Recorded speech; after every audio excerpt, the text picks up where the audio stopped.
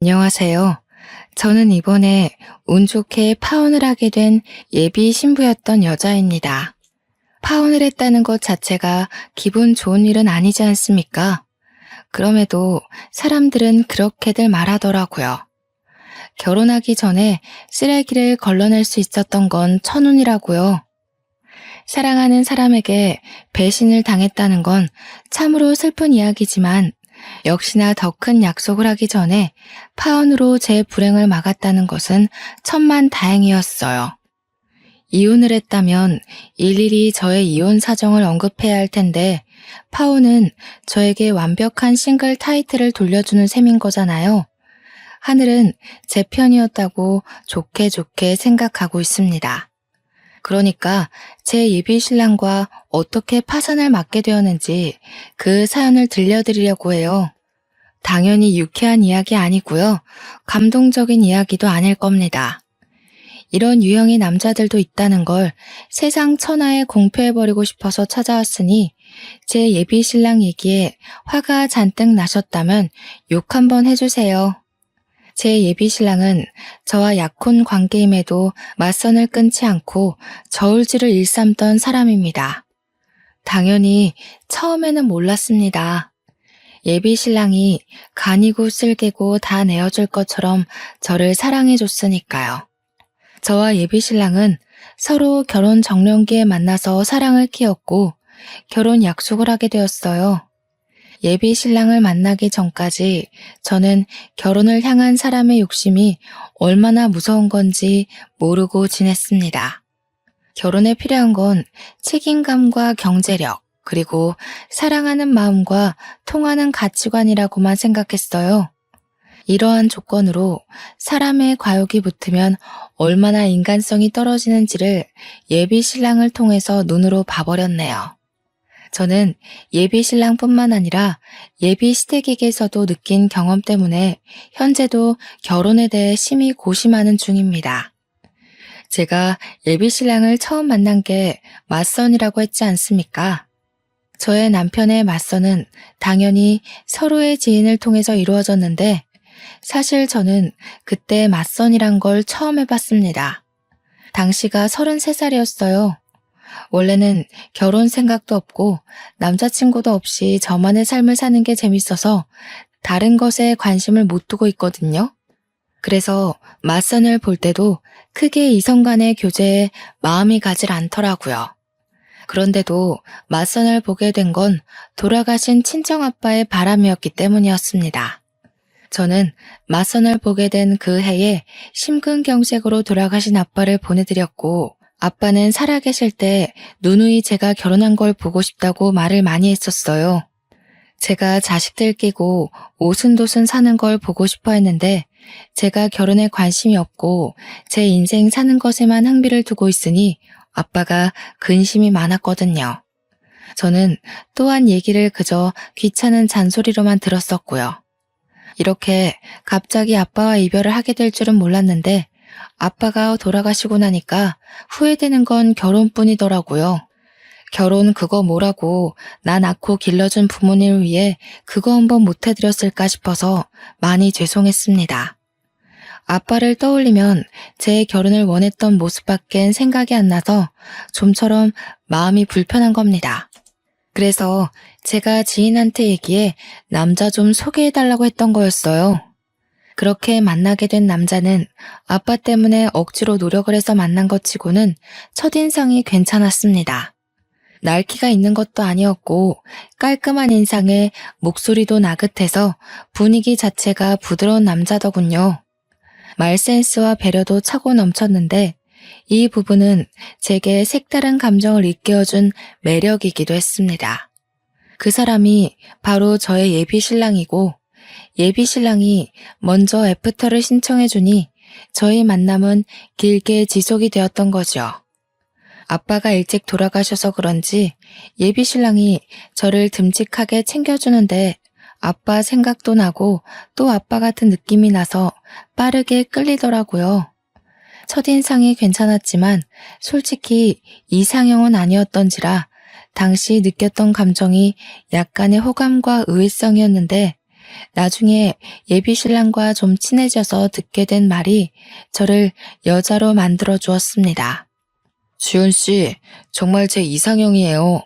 제가 여태 본 여자들 중에서 제일 예쁘세요. 인기 많았을 것 같은데 제가 지연 씨를 차지한 셈이니 승리자인 건가요? 제가 예비 신랑의 외적인 워너비라는 걸 알게 되니 마음이 더 열렸던 것 같아요. 누군가가 저더러 이상형이라고 말해주는 건 기분 좋은 일이잖아요. 저를 좋아해주고 예뻐하는 것에서 오는 진심은 생각보다 저를 두근거리게 하더군요. 그렇게 저는 갈수록 친해지는 예비 신랑의 적극 구애에 결혼 약속까지 하게 된 겁니다. 시간을 보낼수록 예비 신랑이 생각 이상으로 저의 외적인 면을 상당히 좋아한다는 걸 느꼈습니다. 세상에서 저를 제일 예쁜 여자로 대우해줬다는 거예요. 제가 그렇게 잘난 여자는 아닌데 그렇게 봐주니까 저도 자존감이 올라가고 예비 신랑한테 더 잘하게 되는 거 있죠. 저희 사이는 무르익다 못해 물러 터질 지경으로 마음이 깊어졌습니다. 그렇다 보니 남편은 자기 부모님한테 저를 자랑하고 싶었나 봐요. 이미 결혼도 약속했으니까 어차피 만나게 될 예비 시부모와 빨리 자리를 만들고 싶어 하더라고요. 상견례 때 저와 예비 시부모의 관계가 이미 친해져 있길 바라는 것 같기도 했습니다. 예비 신랑의 설레발은 결국 저의 망설임까지 잡아먹었는데요. 저를 예비 시부모한테 빨리 소개하지 않으면 누가 내일이라도 저를 채갈 것 같다는 게 아니겠어요? 우스운 농담이라는 거 알지만 저는 그런 예비 신랑의 애교에 넘어가 예비 시부모의 만남을 허락하고 말았습니다. 예비 시부모는 평범한 아파트에 살고 있었어요. 오히려 저는 부담이 덜어져 좋았습니다. 저희 가정 환경도 예비 신랑과 비슷한 수준이라는 게 확인되니까 확실히 긴장이 줄더라고요.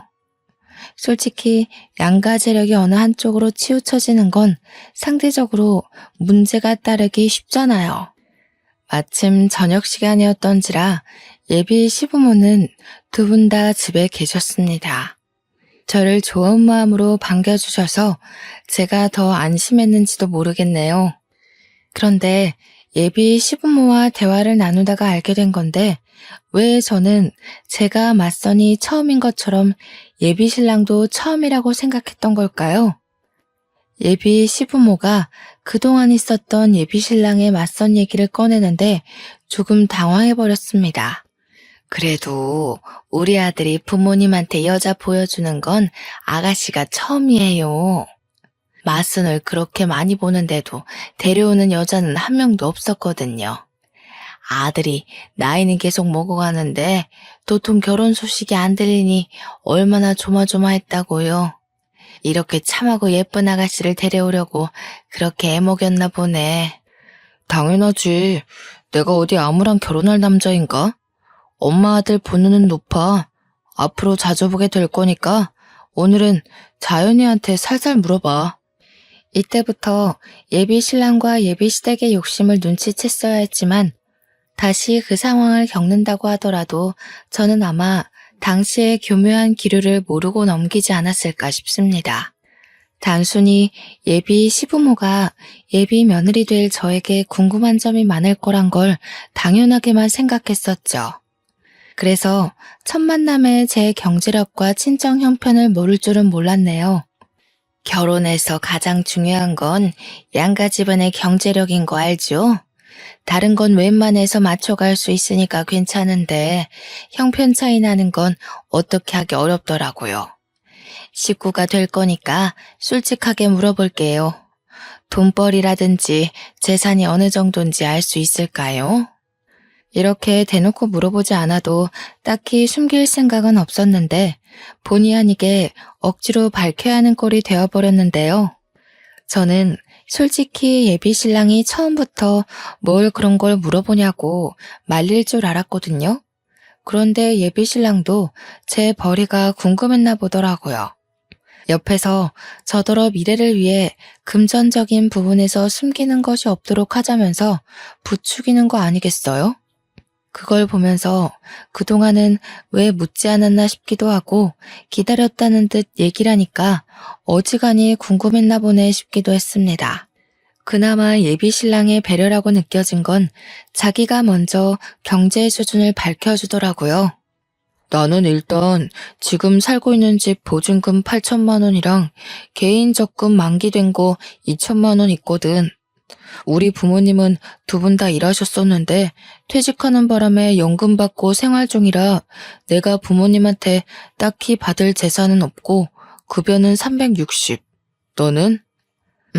솔직히 저는 당시 상황이 좀 부담스러웠습니다.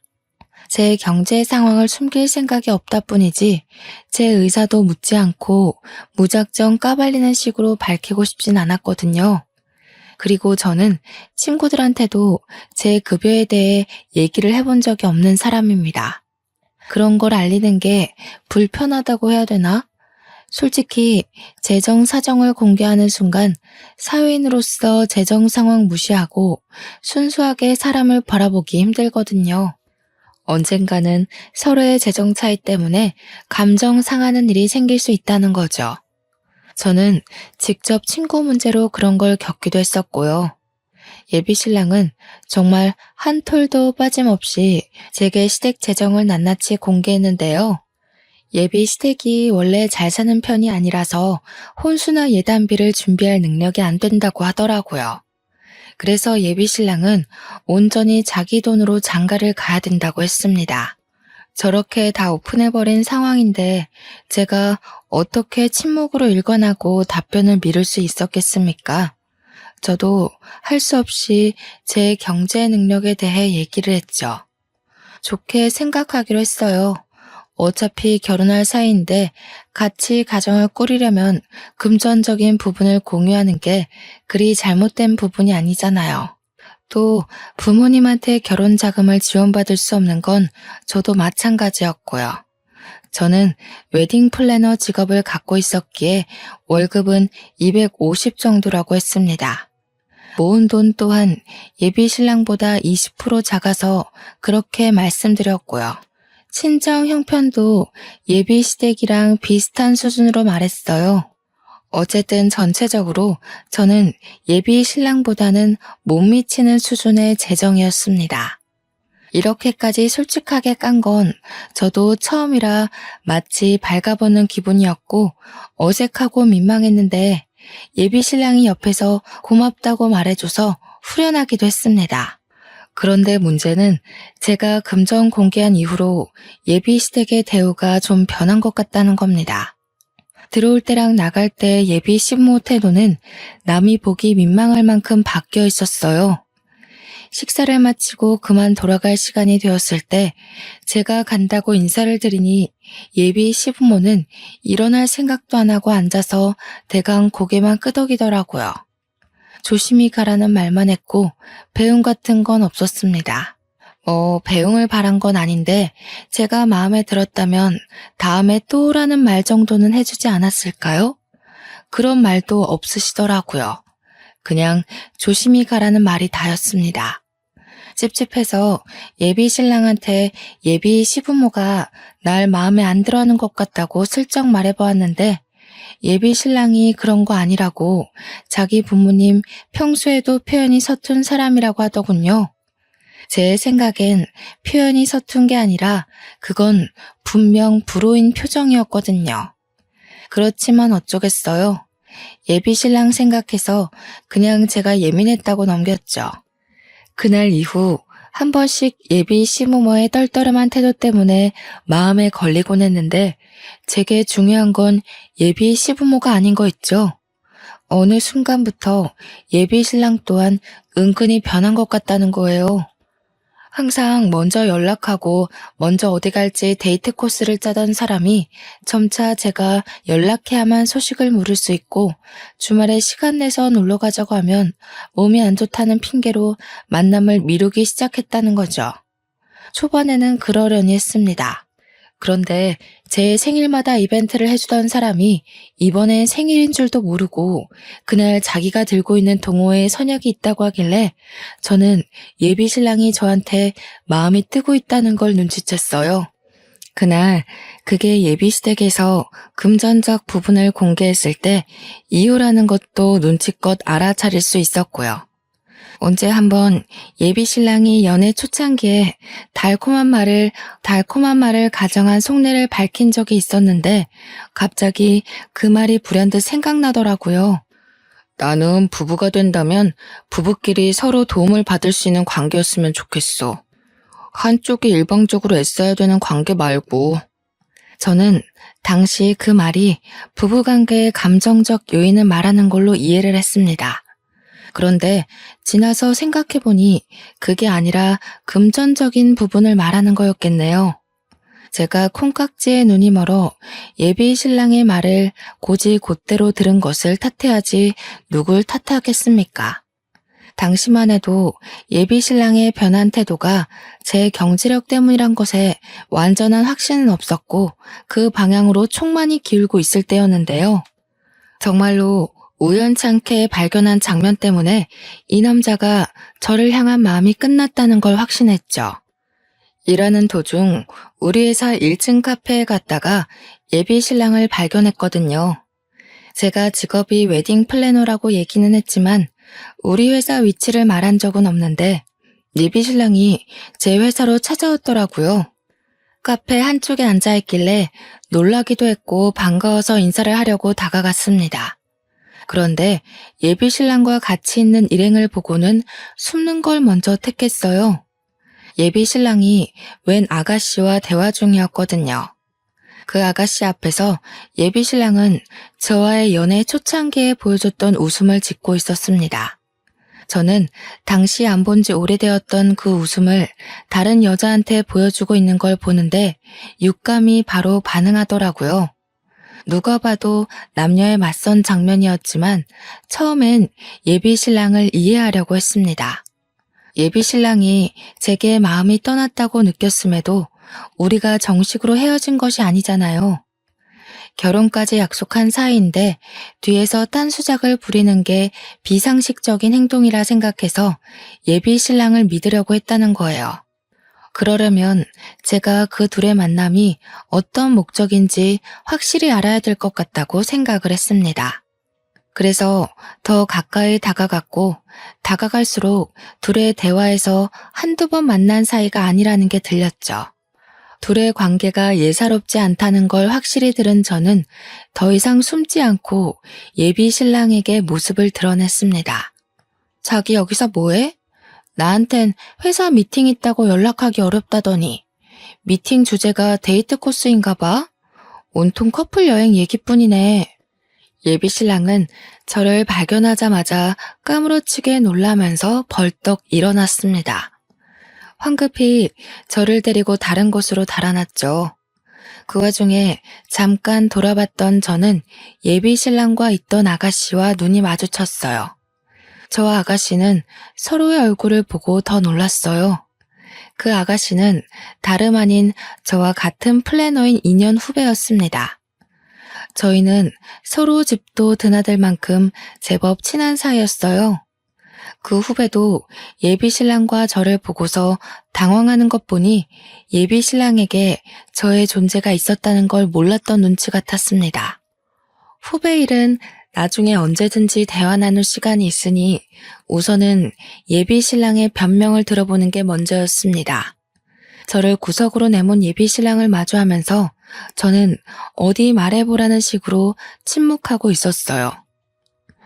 갑자기 불쑥 끼어들면 어떡해. 거기 나만 있는 자리였어? 뭘 오해하고 있는지 모르겠는데 그런 거 다 아니니까 괜히 쓸데없는 생각하진 말고. 일단 나중에 얘기하자. 어렵게 얻어낸 기회라서 너랑 이러고 있을 시간이 없어. 어렵게 얻어낸 기회? 저 여자랑 맞싸움 보는 기회가 왜 임자 있는 당신한테 필요한 건데? 내가 정말 둘이 하는 얘기 못 들었을 거라 생각하나 봐? 언제부터 만난 거야? 한동안 나랑 만남 미뤘던 이유가 저 여자 때문이었어? 예비 신랑이 뭐라고 변명을 하든 그걸 믿어줄 심산도 없었는데 변명은커녕 오히려 자기 맞선 망쳐놨다고 저를 나무라니 황당하더라고요.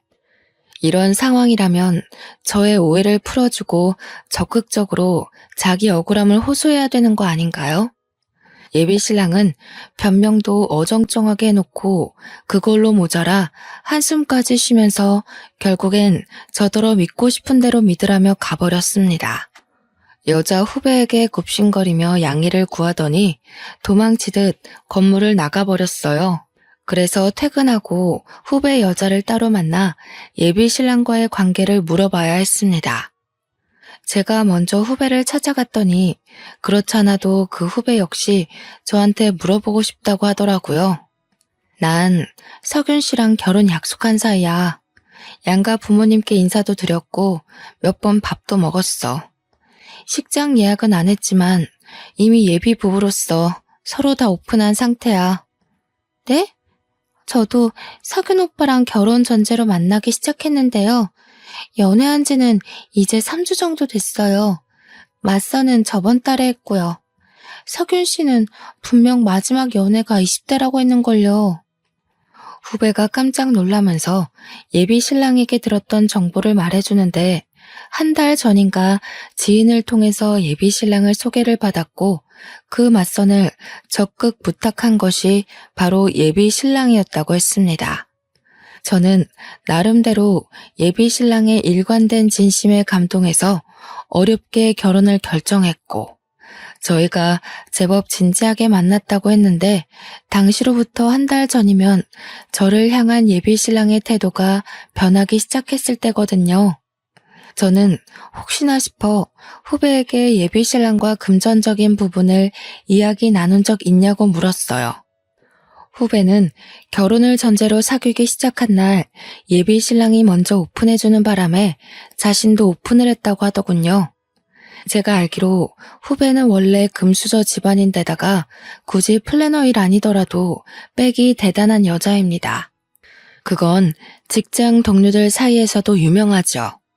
그 얘기를 듣는데 이젠 정말 빼도 박도 못하고 확신을 할 수밖에 없더군요. 예비 신랑의 속이 다 보이는데 어떻게 일말의 신뢰를 붙들고 있겠습니까? 역시나 예비 신랑과 예비 시댁은 제 재정 때문에 저를 멀리했던 거였어요. 저한테 정이 떨어진 거겠죠. 제가 결혼 대상까지는 아니라고 알아서 판단했나 봅니다. 후배의 표정은 저와 예비 신랑의 사이를 전혀 몰랐다는 모습이었습니다. 그래서 제가 그런 쓰레기랑 만나서 인생 버리지 말라고 제가 다 알아서 해결 본다고 했어요. 그런데 문제는 예비 신랑의 양다리만이 아니더라고요. 아무것도 몰랐던 후배의 표정에서 저는 후배가 저처럼 배신감에 예비 신랑한테 따질 거로만 생각했어요. 그게 일반적인 사람의 모습일 테니까요. 저는 얼마나 상식 밖의 사람들을 곁에 두고 있었던 걸까요?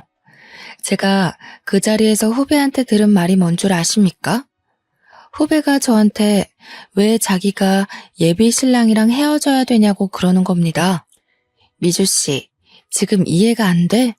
미주 씨랑 만나는 그 남자가 내 약혼자라고. 나랑 그 사람 정리된 관계도 아니고 그 남자는 지금 우리를 가지고 저울질했던 거라니까. 이런 취급을 당했는데 그런 쓰레기를 계속 만나겠다는 거야? 선배님이 헤어질 거 아니세요? 그럼 더 이상 양다리 아닌 거잖아요. 그리고 저울질한 거라고 하셨는데 결국 오빠 선택은 저라는 거 아닌가요? 오빠 마음은 저한테 있는데 제가 왜 헤어져야 되죠? 미주 씨 생각보다 상식 바뀌네. 원래라면 지금 내가 미주 씨 뺨을 쳐야 되는 상황이야.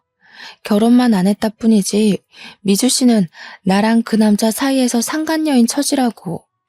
저는 오빠가 선배님이랑 만나고 있는지도 몰랐는걸요. 뺨을 치려면 고의적으로 양다리 걸친 오빠한테 찾아가셔야지. 제가 무슨 죄라고요? 저는요, 저와 같은 일을 하는 후배를 보면서 후배의 낯가림 없는 아양이 고객 응대에 적당히 필요하다고 보고 후배한테 배우기까지 하며 친하게 지냈거든요. 근데 그게 아니었나 봐요. 후배는 직장 선배들을 이용해 회사에 적응을 잘하려고 이용했던 건데 다 제가 착각이었던 거죠. 적어도 후배가 겨우 3주 만난 예비 신랑이 아닌 저를 더 신뢰하고 있다고 당연하게 생각했습니다. 그날 밤 예비 신랑은 후배한테 어떤 얘기를 듣기라도 했는지 오랜만에 저희 집을 찾아왔더라고요. 저를 세워두고 그 여자를 감싸며 편들기 시작하는데 얼마나 황당하던지. 저더러 기어코 후배한테 자기랑 나와의 관계를 밝혔냐고 하는 거 있죠?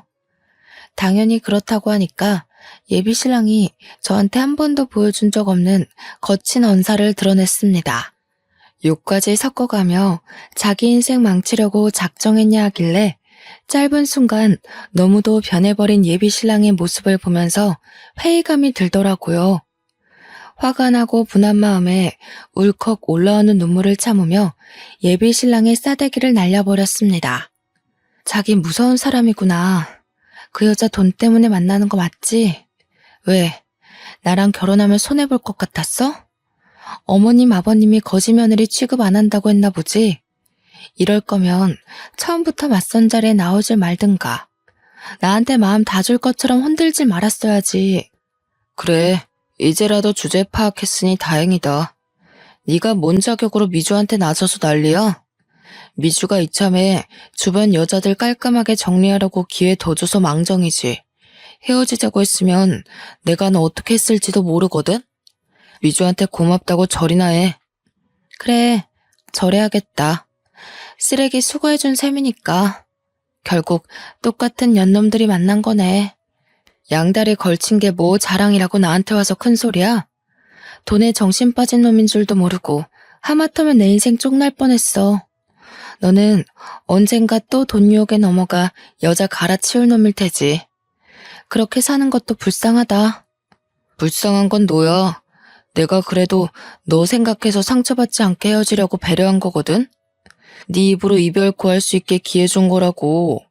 그런데 미련하게 눈치 못 채고 기다리기만 하더니 결국 내 앞길을 해방해? 미주 생각해서 이 정도로 넘어가는데 앞으로 미주한테 나와의 관계에 대해서 뭐라도 되는 것처럼 짓거리지 마. 난 너 이미 떠난 지 오래야. 예비 신랑은 저한테 손찌검을 할랑말랑 참다가 속풀이만 하고서 돌아갔습니다. 그날로 저와 예비 신랑의 관계는 종결났고 저는 끼고 있던 반지를 갖다 팔아버렸어요. 직장에서 후배를 만나도 비즈니스 대화 말고는 인사도 안 하며 지냈습니다. 후배는 벌써 예비 신랑과 약혼 반지를 나눠 꼈더라고요. 그걸 보는데 배알이 뒤틀리기보다는 안타까운 거 있죠? 조만간 저 여자 약혼 반지도 쓰레기통 신세가 될 거라 확신하고 있으니까요. 그렇게 저와 예비 신랑이 헤어진 지 4달이 지났을까? 제가 아주 기막힌 장면을 목격했지 뭡니까? 직원들의 락커가 같은 곳에 있기 때문에 점심시간이나 퇴근 후는 어쩔 수 없이 근접거리에서 마주할 수밖에 없거든요. 후배가 손가락에 있는 약혼 반지를 빼더니 회사 내 카페에서 남자를 만나고 있는 게 아니겠어요? 딱 봐도 스킨십이 자유로운 게 예사로운 관계가 아닌 듯 보이더라고요. 당연히 그 남자는 예비 신랑이 아니었고 보니까 후배가 예비 신랑과 새 남자를 두고 저울질하고 있는 듯 했습니다. 저랑 상관없는 그 일을 이렇게 언급하는 이유는 후배의 양다리 때문에 저한테마저 어처구니 없는 일이 생겼다는 겁니다. 후배의 양다리를 목격한 지 2주가 지난 시점이었어요. 퇴근을 하고 집에 갔더니 예비 신랑이 저를 기다리고 있는 거 아니겠습니까? 저를 발견한 예비 신랑은 서둘러 제 앞으로 다가와 다짜고짜 아스팔트 위에 무릎을 꿇었습니다. 자기야, 내가 잘못했어. 내가 자기 같은 정직한 여자를 두고 정신이 나갔던 거야. 미주 걔가 아주 대바라졌더라고. 글쎄, 우리 부모님한테 집안 꼴이 개꼴이라고 대놓고 욕을 하는 거 있지? 우리 부모님한테서 무슨 마른 곰팡이 냄새가 난다고 하면서 얼마나 건방진 태도를 보이던지. 심지어 나더러 대릴 사유를 하라고 하잖아. 남자가 어떻게 여자 집에 들어가서 지내? 모양 빠지게. 내가 당장 꺼지라고 해버렸어. 잘했지? 뭐 하자는 거야? 너랑 네 집이 그런 꼴 당하게 나랑 뭔 상관이라고 찾아와서 행패야. 경찰에 신고해버리기 전에 너나 꺼져. 자기야, 정말 미안해. 내가 결혼을 잘 몰라서 그랬어. 돈이 다가 아니더라고. 솔직히 처음엔 돈 때문에 너 만나면서도 맞선 못 끄는 거 맞아. 그런데 정작 돈 많은 여자 만나니까 심성 고운 여자를 만나야 된다는 걸 깨우쳤어.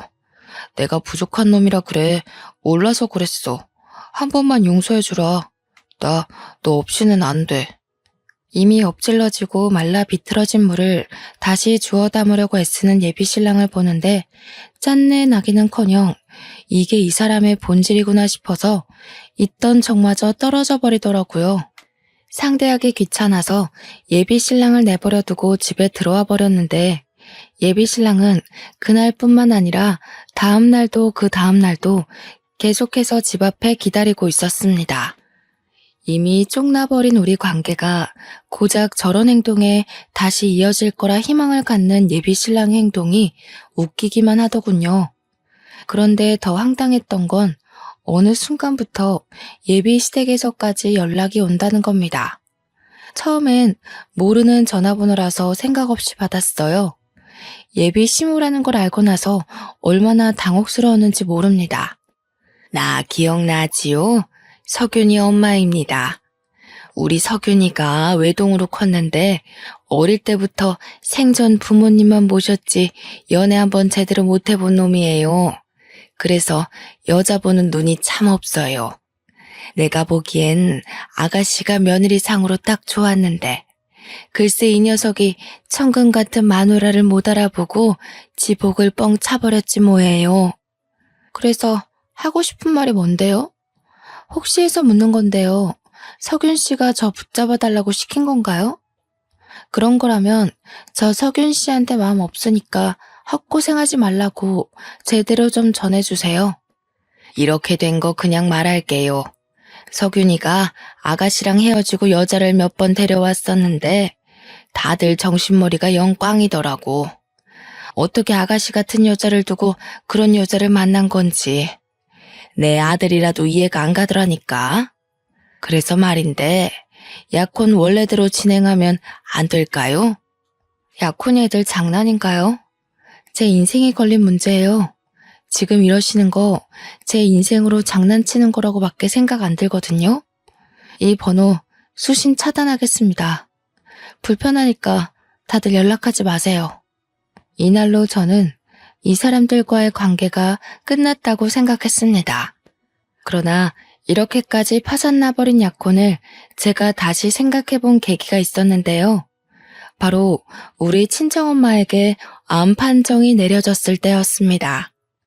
저희 친정 살림이 넉넉한 것이 아니었기 때문에 제 수중에 있는 돈으로만 친정엄마 병원비를 대야 하는데 치료 비용이 만만치 않더라고요. 항암 비용이 원래 생각보다 많이 든대요. 그동안 모았던 목돈을 쓴다고 해도 대출은 필수인 상황이었습니다.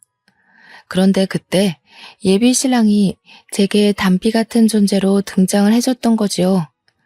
예비 신랑이 제 사정을 어떻게 알았는지 친정엄마 아픈 걸 알고 저를 찾아왔고 저한테 치료 비용을 보태주겠다고 하는 겁니다.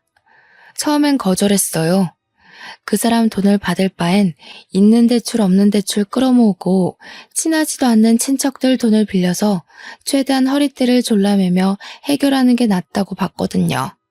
그런데 그렇게 되면 저는 엄마 혼자 지내던 친정집을 내놓고 엄마를 연고지에서 낯선 서울 땅으로 모시고 와야 했습니다. 저희 친정엄마는 아빠와 사별을 하고 나서도 살고 있던 단층 주택을 정말 아꼈습니다.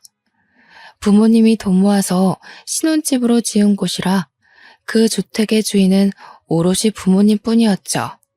그걸 알기 때문에 저는 그 집만큼은 지켜드리고 싶었는데 치료 비용이 만만치 않다는 걸 엄마도 알았던 건지 엄마가 결국 집을 팔아야겠다고 마음을 먹은 상황이었거든요. 그럼에도 불구하고 예비 신랑의 돈을 받아선 안 되는 거였는데 친정엄마의 상심한 얼굴이 자꾸 제 머릿속을 맴돌더라고요. 이런 사정을 알고 있는 예비 신랑은 제 생각처럼 친정 부모님 집만큼은 지켜야 되지 않겠냐고 저를 설득했어요. 아무 뜻 없이 주는 거야. 한때는 나한테도 장모님이었던 분이셔. 아무리 내가 너랑 끝난 관계라지만 장모님이 나를 아들처럼 잘 봐주셨잖아. 나도 도리는 하고 싶어서 그래. 저도 미쳤던 거죠. 친정아빠를 보낸 지 겨우 1년이 지났는데 친정엄마까지 건강에 적신호가 오니 마음이 많이 힘들 때였어요. 그래서 예비 신랑한테 끝내 흔들리고 말았던 겁니다. 저는 예비 신랑 덕분에 친정집만큼은 지키면서 엄마 치료를 시킬 수 있었어요. 엄마가 입원해 있는 동안 예비 신랑이 알아서 친정엄마를 많이 들여다봐 줬는데요. 그것 때문에 제가 약혼을 다시 생각해보게 된 거였어요. 친정엄마도 저더러 예비 신랑을 다시 만나보는 게 어떻겠냐고 조심스레 권유하더라고요. 친정엄마는 제가 어떻게 헤어졌는지 모르고 있었거든요. 그냥 제가 성격 차이 때문에 파혼했다고만 말했었어요. 엄마까지 예비 신랑과의 재회를 부추기니 솔직히 많이 흔들렸습니다. 예비 신랑의 밑바닥까지 다 본 상황에서 다시 약혼을 생각하는 건 어렵기도 하지만 한편으론 엉뚱한 생각도 들더라고요. 이 사람의 밑바닥이 이보다 더할 수는 없을 거라고 보고 앞으로 제가 잘 관리할 수 있지 않을까 싶은 거죠. 그런데 머리 검은 짐승은 함부로 거두는 게 아니라고 예비 신랑에게 흔들리는 제 마음이 단번에 굳어버리는 일이 있었는데요. 예비 신랑이 저에게 접근했던 진짜 목적을 알아버렸기 때문이었습니다. 예비 신랑과 처음 결혼 약속을 할 때 식을 올리기 전 서로 양가 집안에 인사를 몇 번 드리러 갔었습니다. 그 말은 즉 저와 예비 신랑은 서로의 집안 사정을 거의 안다는 것입니다. 그래서 저는 예비 시조모가 아파서 예비 시부모가 집에서 모시고 있다는 것도 알고 있었어요. 제가 예비 신랑과의 재회를 고민하면서 예비 신랑을 한 번씩 만나기를 반복하던 시기에 예비 신랑한테 들었는데 예비 시조모의 건강이 악화되어 병원으로 옮긴 지 한 달 정도 됐다고 하더라고요. 예비 신랑도 저희 친정엄마 병간호를 도와줬기 때문에 빚지기 싫어서 저 또한 예비 시조모 병원에 몰래 방문한 적이 있었습니다. 예비 시부모는 저를 돈으로만 봤었지만 예비 시조모만큼은 저를 손녀딸처럼 잘 봐주셨거든요. 그래서 많이 아프다고 하니까 한 번쯤은 인사를 드리고 싶었어요. 그렇게 찾아간 병원에서 저는 삶에 대한 큰 이치를 깨우치고 말았죠. 예비 시조모랑 간병인만 있는 줄 알았던 병실에서 예비 신랑과 예비 시모를 봤는데 둘이서 심각하게 얘기를 나누고 있더라고요. 이렇게 시간 끌다간 네 할머니 숨 넘어가겠다. 그 집에 치료 비용까지 다 대줬는데 그 아가씨가 너랑 결혼 안 한다고 하면 어쩔 거니? 네 돈만 날리는 거잖아. 차라리 차용증을 받고 빌려주는 걸로 할 걸 그랬나 보다. 다 넘어왔어. 최근에 만났을 땐 먼저 약혼 얘기를 꺼내더라고. 괜히 재촉했다간 잘 차린 밥상 엎어져. 장인어른 사망보험금이 무려 14억이래. 이 정도면 할머니 병원비랑 내 사업 자금에도 충분하고 엄마 아빠 새 아파트로 이사도 시켜줄 수 있어. 훗날의 단꿈을 위해서 조금만 힘내자. 그런데 정말 그 아가씨가 보험금 수익자 맞아? 괜히 사보인 쪽에서 받아가면 그 아가씨는 또 땡전 한 푼 없는 입장일 거 아니야. 내가 장모님한테 들었다니까. 장모님이 우리 결혼하면 혼수 못 해줘서 어쩌나 걱정했는데 장인어른이 마지막 가는 길에 혼수는 해주려나 보다. 그렇게 얘기하면서 보험금 수익자가 자연이라고 알려주더라고. 친정아빠 사망보험금이 제가 수익자라는 건 저도 알고 있었습니다. 예비 신랑과 맞선을 보기 전부터 제게는 14억이라는 재산이 있었지만 일부러 그건 공개하지 않았었어요. 아빠의 목숨값을 그렇게 가벼운 담소 사이에서 오르내리게 하고 싶지 않았거든요. 그런데 아무래도 엄마가 예비 신랑에게 고마워서 결국 고백을 해버렸나 봅니다. 뭐가 어찌되었든 예비 신랑이 제게 회유하는 마음으로 접근했다지만 끝내 그 마음이 다시 변질된 거 아닙니까?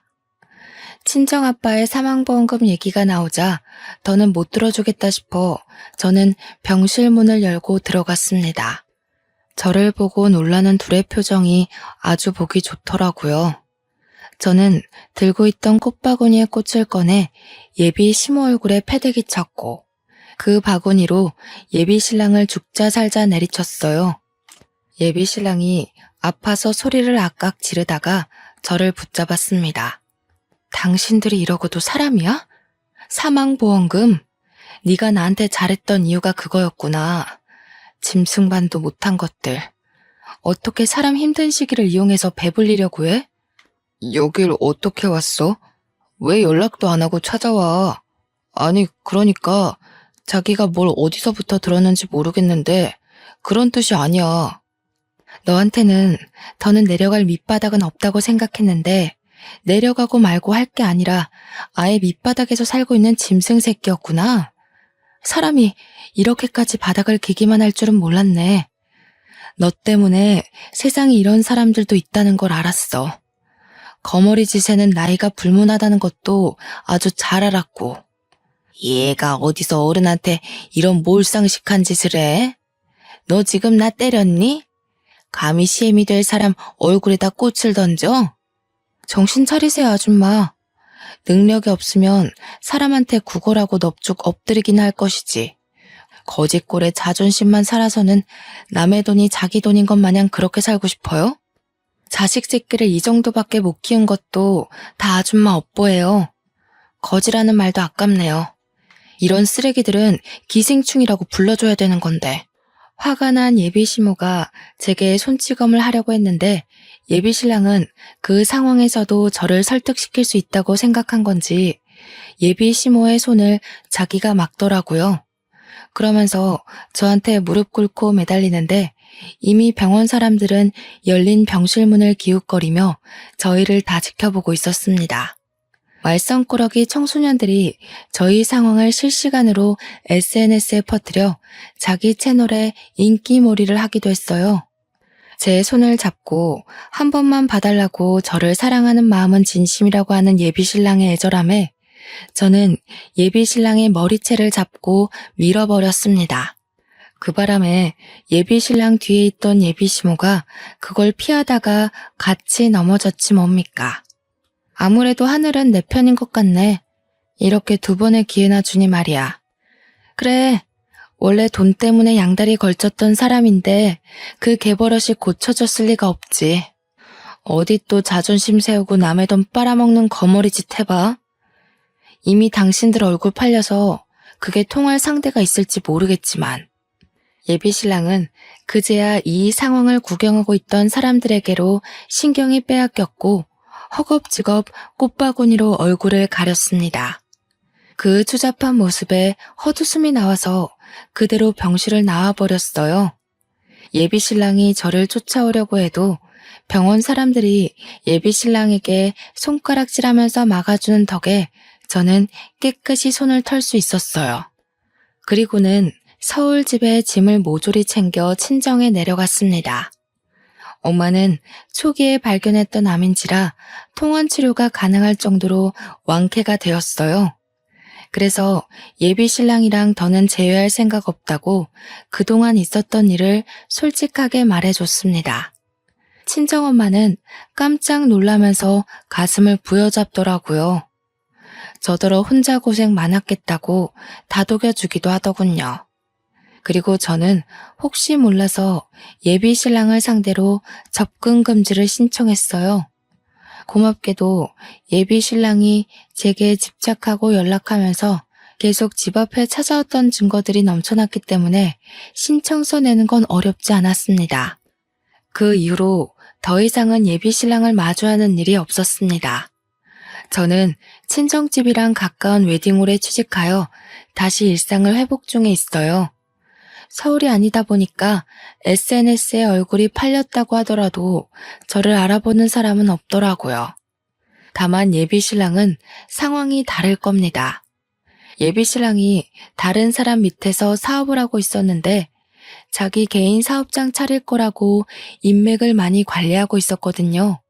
그 인맥들은 다 인터넷 시장에 빠삭한 사람들이라서 아마 예비 신랑의 커리어 문제가 생겼을 거라고 확신합니다.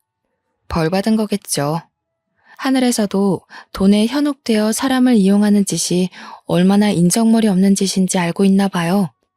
예비 신랑을 통해서 저는 더더욱 행동 거지를 조심하고 종이 쪼가리에 인생을 거는 짓은 하면 안 된다는 걸 뼈저리게 깨우쳤습니다. 참, 그리고 예비 신랑과 바람났던 그 후배 있잖아요. 한참 제 예비 신랑 만날 때 너무 당당하게 연애를 했던지라 주위에서 그 후배를 보는 눈길도 곱지 않더라고요. 제가 친정으로 간다고 그 회사에 사직서를 낸 뒤 후배도 며칠 안 가 사직서를 제출한 걸로 들었습니다. 인생이 참 어려운 것 같으면서도 단순한 것 같아요. 열심히 앞만 보고 사는 사람에겐 꼭 유혹이 생기고 나쁜 것에 현혹되어 쉽게 살고자 하는 사람들에겐 꼭 벌이 따르는 것 같으니 말입니다. 대신 한 가지 명확한 건 있네요.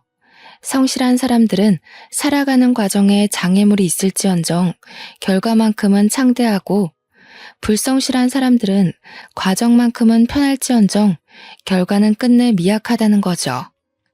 결혼하기 전부터 진을 다 빼버렸더니 저는 이제 정말 결혼에 대한 욕심이 사라졌습니다.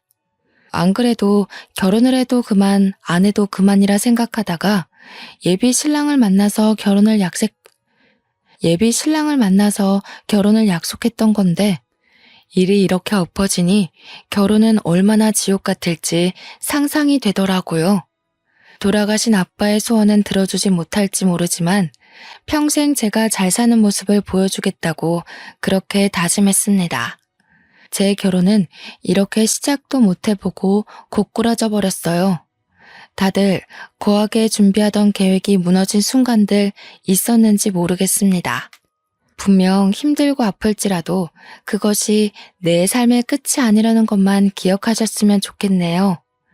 좋은 이야기는 아니었지만 그래도 들어주셔서 감사합니다. 다들 각자의 길에서 행복하길 바랍니다. 긴 사연 들어주신 여러분, 감사합니다.